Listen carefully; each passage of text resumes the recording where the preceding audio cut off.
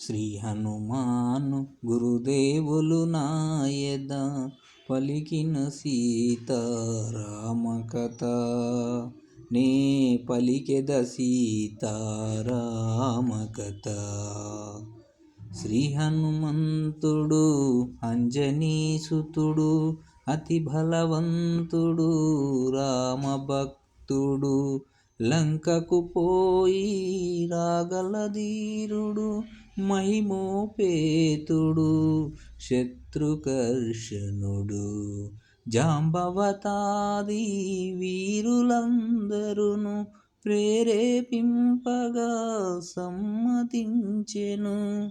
లంకేశ్వరుడు అపహరించిన జానకీ మాత జాడ తెలిసికొన శ్రీ హనుమాను గురుదేవులు నాయద పలికిన సీతారామ కథ. నే పలికెద సీతారామ కథ.